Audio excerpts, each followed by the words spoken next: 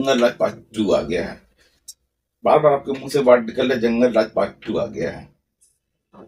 आपकी मीडिया जंगल राज 1 और पार्ट 1 और 2 दिखा रही है। आप पहले का क्राइम रिपोर्ट उठा के देखिए, आज का क्राइम रिपोर्ट उठा के देखिए। पहले के जो शासन में जो क्राइम का रेशियो था, आज का जो क्राइम का रेशियो है, 1 और 2 में मत बांटिए। पिछले 20 सालों में आपके पास टेक्नोलॉजी है, बहुत सारी चीजें हैं, तब भी आप क्राइम बढ़ते चला गया। तो आप 1 और 2 में डिफ्रेंशिएट मत कीजिए। आज के डेट में जंगल राज क्या उससे भी बड़ा चीज आ चुका है इस राज्य में।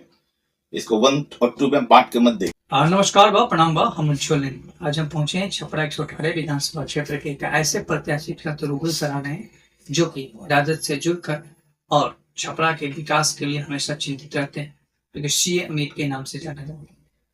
आखिर जब से छपरा में सी अमित की चर्चा होती है तो आखिर छपरा के जितने भी राजनीति के लोग अभी चुनाव लड़ रहे हैं, सरगर्मी तेजी से बढ़ गई। जब से सी अमित ने बिगुल फूके हैं छपरा के चुनाव को लेकर, तो लोगों में उत्तेजना और प्रत्याशियों में जुनून जो है तेजी से बढ़ गया। चाहे वर्तमान विधायक हो, चाहे जो एक्स विधायक हो, चाहे वो प्रत्याशी जो चुनाव लड़ने वाले हैं।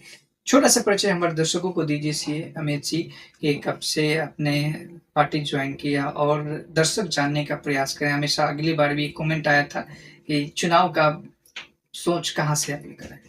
देखिए, हम काफी दिनों से, काफी सालों से पार्टी से जुड़े हुए हैं और सक्रिय रूप से पिछले 2-3 सालों से हम ज्यादा सक्रिय रूप से कार्य कर रहे हैं और पार्टी का जो भी ऊपर से दायित्व मिलता है उसको निर्वाह भी करते हैं। आज पार्टी में प्रदेश के उपाध्यक्ष भी हैं अपने व्यवसायिक प्रकोष्ठ में और अपनी सेवाएं दे रहे हैं पार्टी को, जनता को। लगातार आप छपरा में हैं, लगातार आप देख रहे हैं छपरा में भय का माहौल छाया हुआ है। डबल मर्डर, रेप कांड, जो आए दिन जो कहा जाता था कि बिहार में पहले लोग कहता था कि जंगल राज में मर्डर होते हैं, रेप हो रहे हैं, क्राइम बढ़ रहा है, लेकिन डबल इंजन के सरकार में ये रेशियो बढ़ गया है। क्या लगता है कि डबल इंजन के सरकार में जनता जो स्वस्थ मानता था, अच्छा मानता था, माहौल शांति माहौल है, क्या जंगल राज फिर से रिटर्न आए? देखिए, सिचुएशन ऐसा है ना कि क्राइम रिपोर्ट उठा के देखिए। पिछली सरकार 20 सालों से ये सरकार काम कर रही है यहाँ पे, और 20 सालों में इतनी टेक्नोलॉजी आ जाने के बाद आज मोबाइल का सर्विलांस है, सीसीटीवी कैमरा जगह जगह पे लगे हुए हैं, उसके बाद भी क्राइम हो रहा है। अपराधी एकदम निर्भीक होके एकदम क्राइम किए जा रहे हैं, पिस्टल ला के डकैती कर ले रहे हैं। कहाँ से आया इतना जोश उनके अंदर? कहीं ना कहीं सरकार की लापरवाही है, प्रशासन की लापरवाही है, सक्षम सरकार नहीं है। और मनोबल काफी बढ़ा हुआ है क्रिमिनल्स का। आए दिन हत्या हो जाना कोई छोटी बात थोड़ी है। तो भी दो लोगों का, एक प्रतिष्ठित आदमी का, व्यक्ति का, समाज सेवी का हत्या हो जा रहा है, केसरी में रेप हो जा रहा है। मुजफ्फरपुर में देखिए स्थिति क्या बन के आई है, बच्ची के साथ रेप हो जा रहा है, हॉस्पिटल में जाने पे जगह नहीं मिल रहा है, एडमिशन नहीं हो पा रहा है। बहुत नाम चाहे जो दे दीजिए, जंगल राज कर लीजिए, मगर स्थिति सामान्य नहीं है। प्रशासन, सरकार नाम की कोई चीज नहीं है और स्थिति बद से बदतर हो चुकी है। आपने जो पीएमसीएच की हम बात करें तो अपने पीएमसीएच पे अपने सीधे साधा निशाना है। तो जब तेजस्वी जी का 17 महीने का सरकार था तो वही पीएमसीएच है, वही एम्स है, वही आईएनजीएस है, जो कि पटना के कई हॉस्पिटल हैं, जो बड़े बड़े जो सरकारी संस्थान है, उसमें सीधे 17 महीने के सरकार में तेजस्वी जी ने जाकर वहां पे निरीक्षण किया, सोशल मीडिया पर भी डाला कि यहाँ पे बेहतर इलाज हो रहे हैं। लेकिन आज ही के समय में शासनकाल हटने के बाद तेजस्वी जी का डबल इंजन के सरकार है, तो आखिर वही डॉक्टर हैं, वही कर्मी हैं, क्यों नहीं ट्रीटमेंट हो पा रहे? आप पत्रकार रहते खुद ये मुझसे क्वेश्चन के साथ आंसर भी दे दे रहे हैं कि तेजस्वी जी ने पिछले 17 महीनों में सरकार में कितना बढ़िया काम किया था। सारा डिपार्टमेंट, सारा स्वास्थ्य विभाग उनके कंट्रोल में अच्छा चल रहा था, उनके नेतृत्व में अच्छा चल रहा था। पीएमसीएच में जगह मिल जा रही थी, कभी ऐसी शिकायत देखने को नहीं मिली थी। आज हमारे जो भी स्वास्थ्य मंत्री हैं, कितना निंदनीय है ये कि इस जगह पे एक एडमिशन के लिए 6-6 घंटे, 9-9 घंटे लोगों को वेट करना पड़ रहा है, वो भी हाई प्रोफाइल केस होने के बावजूद। दूसरा चीज है, आम आदमी की क्या स्थिति होती होगी? यहाँ स्थिति ये बना के रखा है, इतना प्रशासन, जो मंत्रालय कह लीजिए, मंत्री विधायकगण सत्ताधारी दल के, उन्होंने पूरी तरीके से सिस्टम को हैक करके रखा है। आप चले जाइए किसी भी बड़े हॉस्पिटल में, वहां पे एडमिशन आपको तभी मिलेगा कि जब आप बड़ी से बड़ी पैरवी लेके आएंगे। ये लोग क्या चाहते हैं कि आप हमारे यहाँ आइए, हमसे पैरवी करवाइए तभी आपको वहां दाखिला मिलेगा। सिस्टम ऐसा नहीं होना चाहिए। शिक्षा और स्वास्थ्य जो है कि ये सबके लिए मुफ्त में होनी चाहिए और वहां पे किसी पैरवी की जरूरत नहीं होनी चाहिए। अगर कोई पैरवी की जरूरत पड़ रही है तो शर्मनाक है। हमारे राज्य के लिए बहुत शर्मनाक की बात है कि इन्होंने पंगु बना के रख दिया पूरा सिस्टम को। ये नहीं होना चाहिए।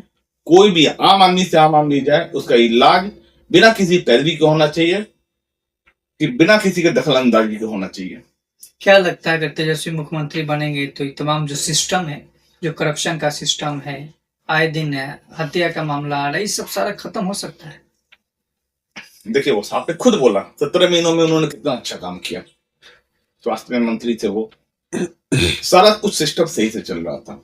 एक मिशन भी लेके आए थे, मिशन 60 डेज का, कुछ कुछ उनका मिशन स्वास्थ्य के लेके एक मिशन था कि 60 दिनों के अंदर सारे हॉस्पिटल्स का वो रूपरेखा बदल के दिखाएंगे। 60 दिनों के अंदर उन्होंने बदल के दिखाया। स्वास्थ्य की पूरी समीक्षा की। खुद से रात को निकल जाते थे हॉस्पिटल का सर्वे करने, देखने वहां चल कैसा रहा है सिस्टम। ये नेतृत्व का कमाल है। जब वो उप मुख्यमंत्री रहते हुए इतना कुछ कर गए, जब पूरी तरीके से सक्षम हो गए पार्टी को चलाने में, राज्य को चलाने में, मुख्यमंत्री बन के, तब देखिएगा वो सिस्टम को कहां लेके चले जाते हैं। उप मुख्यमंत्री भी एक लिमिटेड उसके पास पावर होता है। उतने में उन्होंने 17 महीने में जो करके दिखा दिया। जब पूरा पावर उनको मिलेगा 5 साल के लिए, पूरा जितना दुर्दशा हो रखा है स्वास्थ्य विभाग का, सारा कुछ वो बदल के दिखाएंगे। हमें पूरा भरोसा है, पूरा उम्मीद है उनसे। जो उन्होंने 17 महीनों में करके दिखा दिया ट्रेलर, एक बार 5 साल की सरकार बनेगी तो देखिएगा स्वास्थ्य का स्तर कैसे उठ के आएगा बाहर। बहुत अच्छा होगा इस राज्य के लिए। और देखिए, आज पूरा स्वास्थ्य सिस्टम जो है ना, पटना पे डिपेंड हो गया है। कुछ भी केस होता है, यहाँ के डॉक्टर सीधा पटना रेफर कर देते हैं। क्यों कर देते हैं भाई? डॉक्टर है सरकारी, लाखों लाख की उनकी सैलरी मिलती है। कहते हैं कि हमने पीएमसीएच में ट्रेनिंग की है, पीएमसीएच में हमने प्रैक्टिस किया है, पीएमसीएच में हमने काम किया है। इसे राज्य का सबसे बड़ा हॉस्पिटल को नाम तो गिनवा देते हैं। और वही पीएमसीएच का डॉक्टर यहाँ छपरा में जब आके बैठता है तो वही केस सीधा पीएमसीएच में रेफर कर देता है। क्यों कर देता है भाई? वहां से आने के बाद उसकी क्षमता खत्म हो गई, उसका नॉलेज खत्म हो गया, सोच बदल जाती है उनकी। वो काम करना नहीं चाहते हैं। डिग्री दिखाने के लिए हम पीएमसीएच का दिखाएंगे और केस कर देंगे रेफर पीएमसीएच को, चेक और बड़े हॉस्पिटल को। रिस्क नहीं लेना चाहते हैं। जब यहाँ हॉस्पिटल की बात हम बताते हैं आपको, सदर हॉस्पिटल की बात बताते हैं। कोई भी केस चला जाता है, कोई भी दुर्घटना का कोई भी केस चला जाता है, वहां पे देखते हैं केस बड़ा है, लोग बहुत ज्यादा आ गए हैं। वहां तो कोई सिस्टम है नहीं, इक्विपमेंट है रखा हुआ, चलाने वाला कोई नहीं है, देखने वाला कोई नहीं है, डॉक्टर तो ढंग से बैठते नहीं है। प्राइवेट क्लिनिक अपना चलाते हैं, प्राइवेट प्रैक्टिस अपना करते हैं, टाइम देना नहीं चाहते हैं। कभी भी वहां मीडिया के लोग चले जाते हैं, हाई प्रोफाइल प्रेशर चला जाता है, तो कहते हैं कि यहाँ के लोग आके हुड़दंग कर रहे हैं, भगदड़ कर रहे हैं, इसलिए हम लोग हॉस्पिटल छोड़ के भाग गए, डॉक्टर डर के मारे भाग गया। वो भागते नहीं है, वो होते ही नहीं है वहां पे। वास्तविकता ये है कि वो होते ही नहीं। अगर वहां पे रहते, सही से ट्रीटमेंट देते, तो क्या मरीज के साथ कुछ घटित घटना होता? नहीं होता। तो यहाँ तो इलाज तो होता ही नहीं। जब डॉक्टर रहेंगे नहीं तो क्या इलाज देंगे? चलो, इसके लिए भी मेरा एक सुझाव था, बड़े बड़े हॉस्पिटल में आप चले जाइए तो वहां पे 1 या 2 पेशेंट के साथ अटेंडेंट हो जाने की सुविधा होती है। सारा भीड़ लगा के आप नहीं जा सकते। ये सिस्टम यहाँ भी लाया जा सकता है। उस टाइम डॉक्टर ये तो नहीं कहेगा ना कि 1 आदमी 2 आदमी आके पूरा भगदड़ मचा दिया, तोड़ फोड़ कर दिया, डॉक्टर पर जान पे आफत आ गई। तो ये अगर सिस्टम डेवलप कर दिया जाए कि परिजन 1 या 2 से ज्यादा नहीं जाएंगे, उनको भी कार्ड एक मिलना चाहिए। ये कार्ड लेके ही अंदर जा सकते हैं, तभी आपको सिक्योरिटी गार्ड अंदर जाने देगा। तो बीमारी भी वहां से खत्म हो जाएगी। उसके बाद देखते हैं डॉक्टर कैसे इलाज नहीं करते हैं। दिक्कत यहाँ वो नहीं है, दिक्कत यहाँ है कुशल नेतृत्व की।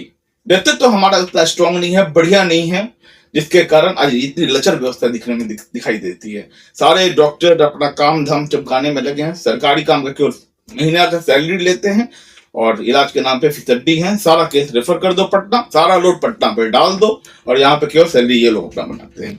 अच्छा, एक बड़ी सवाल है, आपने जब डॉक्टर के ऊपर आपने जब सवाल उठाया तो एक बड़ी संख्या में हम बात करें तो जितने भी प्राइवेट हॉस्पिटल जो चला रहे हैं वो कहीं ना कहीं सरकारी हॉस्पिटल में कार्यरत हैं। तो क्या ऐसा तो नहीं है कि जो अपने प्राइवेट हॉस्पिटल को चमकाने के लिए सरकारी हॉस्पिटल में कार्यरत रहकर प्राइवेट हॉस्पिटल में टाइम देते हैं, प्राइवेट हॉस्पिटल में मरीजों को देखते हैं, सरकारी हॉस्पिटलों में मरीज को नहीं देखा जाता है? इस पे क्या कहिएगा? देखिए, आपने कहा कि प्राइवेट पे देखते हैं, ये तो जग जाहिर है। सारे डॉक्टर, मैक्सिमम डॉक्टर अपने यहाँ पे आते हैं नौकरी के नाम पे और अपना क्लिनिक खोल के अपना प्राइवेट प्रैक्टिस करते हैं। अब आते हैं थोड़ा प्राइवेट प्रैक्टिस वाले डॉक्टरों के नर्सिंग होम के बारे में। आप किसी भी नर्सिंग होम में चले जाइए, उनके पास कोई स्टैंडर्ड नहीं है। भैंस बकरी गाय की तरह, क्या कहते हैं, भैंस बकरी की तरह वो लोग इलाज करते हैं मरीजों का। बहुत कोई स्टैंडर्ड मेंटेन नहीं है यहाँ पे। कोई स्टैंडर्ड जो एक नर्सिंग का स्टैंडर्ड होना चाहिए, जो परिजन के साथ बैठने की जगह होना चाहिए और सफाई की व्यवस्था होनी चाहिए, कोई हाइजीनिक होना चाहिए, कोई व्यवस्था आप किसी नर्सिंग होम में चले जाइए छपरा में आपको नहीं मिलेगा। प्राइवेट भी प्रैक्टिस चमका रहे हैं, सरकार से तनख्वाह भी उठा रहे हैं, और मजबूरी है मरीज के साथ, उसको तो इलाज चाहिए। जब सरकारी में नहीं मिलेगा तो वहां तो दलाल बैठे हैं और प्राइवेट क्या पहुंचा ही देते हैं, और वहां पे जब जान पे आती है तो उनके पास जाना पड़ता है। बहुत मतलब कि क्या कहें, दुर्भाग्यपूर्ण है। स्थिति कंट्रोल में नहीं है शासन के, प्रशासन के, और बहुत लचर व्यवस्था देखने को मिल रही है। ये चीज नहीं होनी चाहिए, इस पे कंट्रोल लगाने की जरूरत है और स्ट्रिक्टली कंट्रोल लगाने की जरूरत है। हम भी देखते हैं डॉक्टर संघ को, वो भी सरकार को मजबूर कर देते हैं, हमारा स्ट्राइक कर देंगे, ये कर देंगे, वो कर देंगे। यानी सरकार लाचार है, तो ये लाचारी दिख रही है सामने। और हमारे मुख्यमंत्री की लाचारी किसी से छुपी नहीं है, पूरा जग जाहिर है कि पूरा तंत्र उनका कैसे चल रहा है, कौन चला रहा है, ये किसी से अब आज की डेट में छुपा नहीं है। तो कुछ नेतृत्व की जरूरत है, और ये नेतृत्व हमारे माननीय नेता प्रतिपक्ष तेजस्वी जी के आने के बाद ही बदलेगा और सिस्टम में बहुत सुधार होगा, ये उम्मीद रखिए आप। एक बड़ी सवाल आ रही है छपरा से कि कुछ 118 विधानसभा क्षेत्र में कुछ ऐसे प्रत्याशी हैं जो कि छपरा के ही रहने वाले नहीं हैं, वो बदलू हैं, यहाँ पर भी चुनाव लड़ने के बिगल फूक रहे हैं। कुछ तो ऐसे प्रत्याशी हैं कि मुखिया में बार बार हार गए हैं, विधायकी का चुनाव लड़े हुए हैं, 1000 वोट भी नहीं आया है, वो भी लोग घूमने का प्रयास कर रहे हैं, चुनाव का बिगल फूक रहे हैं। क्या लग रहा है कि ये राजनीति लोग कितने नीचे स्तर तक गिराएंगे? ऐसे लोग आएंगे, क्या जनता इन्हें देख पाएगी, सपोर्ट कर पाएगी? पत्रकार साहब, आप तो एक ही बात हम कहेंगे, आप क्वेश्चन भी बोल दे रहे हैं और आंसर भी दे रहे हैं। अब ऐसे लोगों के बारे में हम क्या कहें? देखिए, ये है प्रजातंत्र, सबका हक है, सबका अधिकार मिला हुआ है कि वो जब चाहे जहां से भी अपना चुनाव लड़ सकता है, और ये भी सबका अधिकार है कि सपने भी देख सकता है। मुंगेरी लाल के सपने भी वो देख सकता है, इस पे भी कोई रोक नहीं है। लोग सपना देख रहे हैं, देखें, कोई इससे क्या फर्क पड़ता है। सपना देख रहे हैं, लेकिन तो जो स्थानीय का जो हक होता है, पहले तो वो बात करें ना, कि दूसरे कहीं क्या कर चिड़ैया जाकर अपना घोंसला बना लेगी। अरे समय के साथ देखिए, ऐसा कुछ नहीं होने जाना। पार्टियां काफी सोच समझ के टिकट देती, चाहे कोई पार्टी हो, वो पूरा सोच समझ के विचार करके टिकट देती है। लोकल को हमेशा प्रेफरेंस मिलता है। कोई बड़ा सांसद है, विधायक है, मंत्री है, उस केस में देखा जाता है कि उनको कहीं इस क्षेत्र से, आसपास के क्षेत्र से टिकट दे दिया जाता है। पर ऐसे लोग के बारे में जो आप बात कर रहे हैं, जो आपने विश्लेषण किया, उसके बारे में हम क्या कहें? पार्टी तो सब कुछ देखती है ना टिकट देते वक्त, कौन क्या है, कितना पढ़ा लिखा है, कितना उसका जनता के बीच में उसका कैसा संपर्क है, उसका कैसा रिलेशन है एक दूसरे से, बाकी सारे समीकरण देखे जाते हैं, तो कौन फिट बैठता है। देखिए, छपरा जो विधानसभा है एक बहुत इंटेलेक्चुअल शिक्षित जगह है, शहरी क्षेत्र ज्यादा है, यहाँ पे कैंडिडेट वैसा ही आता है जैसे पिछला देखिए चुनाव, हमारे डॉक्टर साहब यहाँ से विधायक हैं, तो कहीं ना कहीं उनकी शिक्षा है, उनके पास डॉक्टरेट की डिग्री है उनके पास, तभी तो पब्लिक उनको लाइक की, उनको टिकट मिला और जीते भी। तो छपरा जैसे शहरी क्षेत्र के लिए जितना जो पढ़ा लिखा होगा, शिक्षित होगा, समझदार होगा, काबिल होगा, उसे जनता लाइक करेगी।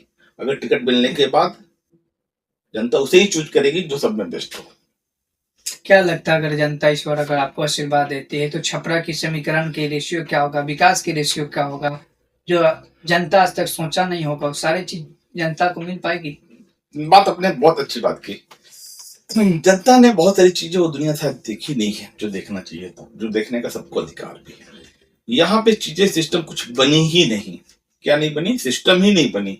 यहाँ के जो भी नेता प्रतिनिधि जो भी रहे हैं, वो चीज कभी देखने का मौका नहीं दिए हैं। आप बड़े शहर में चले जाइए, अमूमन पटना चले जाइए, लखनऊ चले जाइए, बनारस चले जाइए, दिल्ली चले जाइए, कितना विकसित हो गया ये शहर। क्यों हो गया? जो भी वहां जनप्रतिनिधि चुन के आए, वहां पे जरूर उन्होंने अच्छा काम किया। और अच्छा काम क्या किया? सबका अधिकार है कि हमें भी पटना जैसा लाइफ स्टाइल मिले, लखनऊ जैसा लाइफ स्टाइल मिले, बनारस जैसा लाइफ स्टाइल मिले। तो सोच बदलनी होगी, सही को लेके आना होगा, तभी आप उससे सही की उम्मीद कर सकते हैं। और रहा बात विकास कैसे करेंगे, यहाँ तो सारा गड्ढा ही हो रखा है। सारा कुछ डैमेज हो रखा है।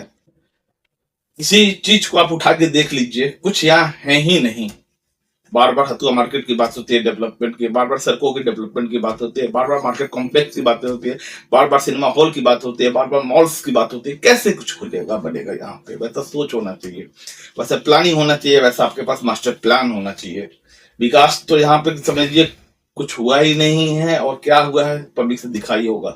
आप भी जब घर से यहाँ छपरा में किए होंगे, आप देखे होंगे क्या सड़कों की स्थिति है, क्या ट्रैफिक की स्थिति है, क्या इंफ्रास्ट्रक्चर की स्थिति है। आपको कहीं पानी पीने के लिए जगह यहाँ पे नहीं मिलेगा, कोई ढंग का जगह, आपको टॉयलेट करने के लिए जगह नहीं मिलेगा यहाँ शहर में, आपको गाड़ी पार्क करने ट्रैफिक के लिए पार्किंग नहीं मिलेगा इस शहर में। और आप विकास के बारे में क्या सोच रहे हैं? यहाँ तो कुछ है ही नहीं। मास्टर प्लान की जरूरत है और ठोस सोच की जरूरत है, और निष्पक्ष रूप से काम करने की जरूरत है यहाँ पे। और जब तक कि आप ढंग का व्यक्ति नहीं आएगा, ये सब चीजों पे आप सोच भी नहीं सकते। जब सोच ही नहीं सकते तो करेंगे क्या? तो सोच आपका बड़ा होना चाहिए, विजन आपका बड़ा होना चाहिए, और मास्टर प्लान की तरह एक पूरा प्रयोजन के तहत काम होना चाहिए। बहुत काम करने बाकी है यहाँ पे, शुरुआत करने की जरूरत है अभी। लगातार अभी एक हम बात करें तो छपरा में लगातार प्रशांत किशोर दावा कर रहे हैं और बिहार में जन स्वराज की पार्टी आई हुई है। क्या लग रहा है, लगातार छपरा में बार बार दौरा कर रहे हैं प्रशांत किशोर, आखिर छपरा के विकास को लेकर प्रशांत किशोर भी चिंतित है क्यों? क्या लगता है जन स्वराज कुछ गड़बड़ कर पाएगी? देखिए ये है क्या है, प्रजातंत्र, सबका अधिकार है कि सब जगह से चुनाव लड़ सकता है। सपने देख रहे हैं, देखने का पूरा हक सबको है, वो भी देख सकते हैं। किसकी बी टीम है, किसी से छुपा नहीं है। उनको भी एक बार भाग्य आजमा ही लेना चाहिए। स्वागत है उनका छपरा में, आए भाग्य आजमा के देख ले। यहाँ की जनता बेवकूफ नहीं है, यहाँ की जनता बेवकूफ नहीं है, सब कुछ देखती है, सब कुछ जानती है। उनकी सोच क्या है, उनकी मानसिकता क्या है, वो किसके साथ काम करते हैं, किसके लिए काम करते हैं। रही बात छपरा में, अब छपरा उनको अच्छा प्लेटफॉर्म दिख रहा है तो अच्छी बात है ना।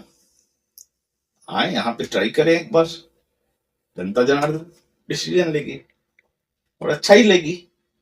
स्वागत है ऐसे लोगों को, ठोकर लगना भी जरूरत है उन लोगों को। एक बार जब उनको ठोकर नहीं लगेगी, वो जब उनका मनोबल टूटेगा कैसे, कुछ अच्छा करेंगे कैसे? आप बी टीम बन के सोच रहे हैं कि आप सब कुछ साफ कर दें, नहीं होता ऐसा। वोट कटवा मत बनिए, काम करने आइए, काम करने आइए। ज्यादातर छपरा विधानसभा क्षेत्र के सम्मानित जनता से क्या निवेदन कीजिएगा, युवाओं लोग से क्या कुछ खास कहिए?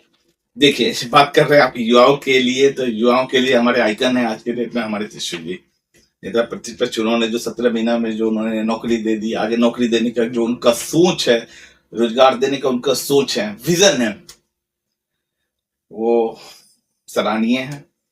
और युवा अब की बार देखिए एक चीज हम बताते हैं, 2014 के चुनाव में, पिछले चुनाव में, पिछले 10 सालों के चुनाव में एक मोदी जी का लहर बना था। वो लहर कौन बनाया था? युवा बनाए थे। युवाओं ने वो लहर बनाया था, मोदी लहर 2014 का। वो युवा आज 10 साल बीतने के बाद युवा युवा नहीं रह गया। वो उस स्थिति में आ गया जब उसके ऊपर नौकरी का प्रेशर है, उसके ऊपर परिवार चलाने का प्रेशर है, उस युवा के ऊपर आज उसका शादी करने का प्रेशर है। ना उसके पास रोजगार है, ना काम धंधा है, ना नौकरी है। और वो रोजगार बेरोजगार आदमी रोड पे खड़ा है, ना उसकी शादी हो पा रही है, ना ही उसका परिवार चल पा रहा है। परिवार का डंडा उसके ऊपर लग रहा है कि बाबू अब कब कमाओगे तुम।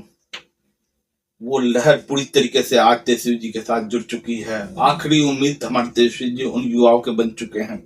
आप कहीं भी तैयारी करने वाले इंस्टीट्यूशन में चले जाइए, पहले उनके जुबान पे तेजस्वी जी का नाम आ रहा है। क्यों आ रहा है? उन्होंने 17 महीना में जो 5 लाख 4 लाख नौकरियां उन्होंने बांट के दिखाई, उन्होंने एक मिसाल कायम किया, उदाहरण ने मिसाल कायम करके दिखा दिया। जब पूर्णतः वो 5 साल की सरकार में आएंगे तो पूरा उम्मीद युवा उनसे करते हैं कि वो उनके लिए सबसे पहले सोचेंगे, और वाकई सोचेंगे भी। देखिए युवा एक ऐसी चीज है जो सबसे बड़ा ताकत होता है किसी राज्य का, किसी देश का। उन्हीं पे पूरा सारा कुछ हमारा रिसोर्स होता है, उसको मजबूत करने की जरूरत है। तो ये ऐसा करके दिखाएंगे। अगर बिहार को बाकी बदलना है तो युवाओं के बारे में सबसे पहले सोचना होगा, और युवा ही देश का भविष्य है और वही इसको बदलेंगे। आखिरी सवाल जाते जाते, देश के यशस्वी प्रधानमंत्री नरेंद्र मोदी जी भी बिहार में दूसरा रैली किए, बार बार बिहार आ रहे हैं। क्या लगता है कि बिहार आने से मोदी जी का लहर आ पाएगा? चुनावी साल है, चुनावी साल का मतलब आप समझ ही रहे हैं, दौराएं तो शुरू हो ही जाएंगी। हमारे इतना बड़ा चीज है, वहां पे हमारे बॉर्डर पे लड़ाई जैसी स्थिति बनी हुई थी, और मोदी जी आके हमारे पास यहाँ पे बिहार में रैली कर रहे हैं। कितना दुख पहुंचा था यहाँ के लोगों को। देश प्रेम दिखाइए, ढकोसला मत कीजिए। जनता, पटना की जनता ने दिखा दिया। पूरा पटना में कार्यकर्ता लोगों की भीड़ थी, जो भीड़ थी कार्यकर्ता लोगों की। लोग घर के खिड़की से देख रहे थे, मगर रोड पे उतर के नहीं आ रहे थे। मोदी जी को देखना है, देश का प्रधानमंत्री है, हर एक कुछ चाहता है कि उनको देख ले। पर देखिए वहां की जनता को, वो खिड़की से देख रही है, पर रोड पे नहीं आ रही है। बाकी से छुपा क्या है, सारे वीडियो में आप देख चुके हैं। वहां के भी, आप उधर गए थे भभुआ और साइड कहाँ गए थे, तो वहां भी सारी कुर्सियां खाली पड़ी हैं। पता नहीं सारी कुर्सियां खाली पड़ी हैं, क्या मैसेज जाता है। बिहार की जनता बहुत बहुत बहुत चीजों को जानती है। यहाँ दिखावा करके आप आगे नहीं बढ़ सकते। बहुत बड़ा जवाब दिया है बिहार की जनता ने, पटना में और वहां पर भी। वहां की भीड़ केवल कार्यकर्ताओं की भीड़ थी, आम पब्लिक कहीं नहीं दिखाई दे रहा था। वो भी देखिए, मीडिया भी उनकी थी, मीडिया भी छुपाते छुपाते उतना चीज नहीं छुपा पाई। बाकी वहां तो भीड़ थी ही नहीं। जो भी दिखा रहे थे अपने कार्यकर्ताओं को दिखा रहे थे, झंडा लहराते हुए। आम पब्लिक कितना थी, किसी से छुपा नहीं है। वो भी कैमरा से कटिंग कर कर करके वीडियो चलाया जा रहा था कि भीड़ है, भीड़ है, भीड़ है। और आम जनता तो सब कुछ दिख रही है ना, पब्लिक को तो सारा कुछ दिखाई दे देता है। अब क्या दिखाना चाहते हैं, हम क्या देखते हैं।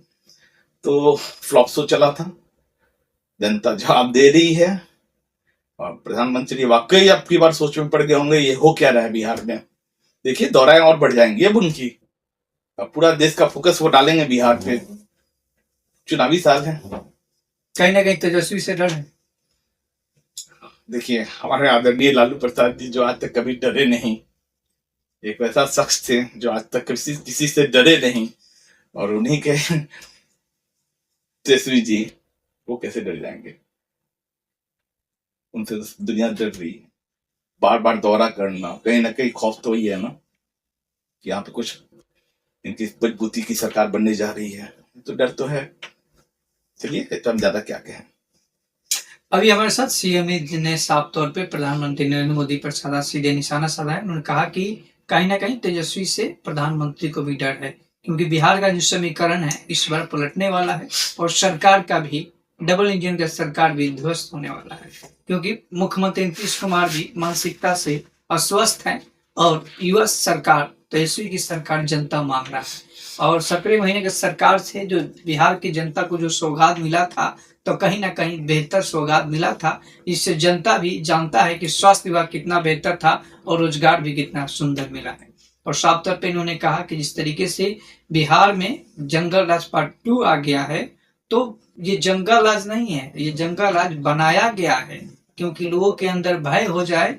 और वही बॉस, मैं आपकी एक चीज को रोकना चाहूंगा। आप बार बार कह रहे जंगल राज पार्ट 2 आ गया है, बार बार आपके मुंह से वर्ड निकल रहे जंगल राज पार्ट 2 आ गया है। आपकी मीडिया जंगल राज 1 और पार्ट 1 और 2 दिखा रही है। आप पहले का क्राइम रिपोर्ट उठा के देखिए, आज का क्राइम रिपोर्ट उठा के देखिए। पहले के जो शासन में जो क्राइम का रेशियो था, आज का जो क्राइम का रेशियो है, 1 और 2 में मत बांटिए। पिछले 20 सालों में आपके पास टेक्नोलॉजी है, बहुत सारी चीजें हैं, तब भी आप क्राइम बढ़ते चला गया। तो आप 1 और 2 में डिफ्रेंशिएट मत कीजिए। आज के डेट में जंगल राज क्या, उससे भी बड़ा चीज आ चुका है इस राज्य में। इसको 1 और 2 में बांट के मत देखिए। क्राइम होता है, आप उसको रोक सकते हैं बहुत बड़े लेवल पे, एकदम से खत्म नहीं कर सकते। क्योंकि क्रिमिनल माइंडेड, क्या कहते हैं, चांद पे भी एक दाग है, होता है चीज, एक वर्ड बना हुआ है। बहुत मिटिगेट किया जा सकता है, कम किया जा सकता है। और ऐसा भयावह स्थिति बिहार में कभी देखने को नहीं मिला था जो आज के डेट में हो रखा है।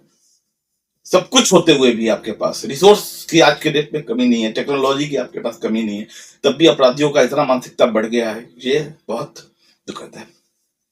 कहीं ना कहीं बिहार के जनता को इस वक्त सीखने को मिल रहा है कि आखिर क्राइम किस तरीके से बढ़ रहा है।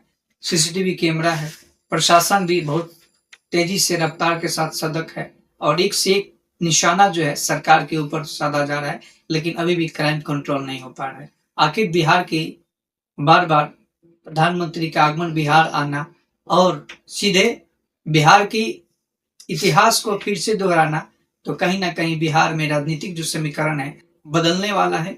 और आखिर किसकी सरकार बनेगी, जनता का आशीर्वाद चाहिए, और बेहतर लोग उम्मीदवार हैं, ताकि बेहतर विकास की धारा बने और छपरा 118 विधानसभा क्षेत्र में भी अच्छे उम्मीदवार को जनता चुने, ताकि छपरा 118 विधानसभा क्षेत्र विकास की रफ्तार की ओर आगे बढ़े और सुंदर बने, स्वस्थ बने, ताकि शिक्षा भी मजबूत मिले, स्वास्थ्य भी बेहतर हो और बिहार के परिवर्तन में भी आप लोग भी आगे हैं, ताकि बिहार बदले। जय हिंद, जय भारत। निर्मल के साथ स्वस्थ रहें, सुरक्षित रहें।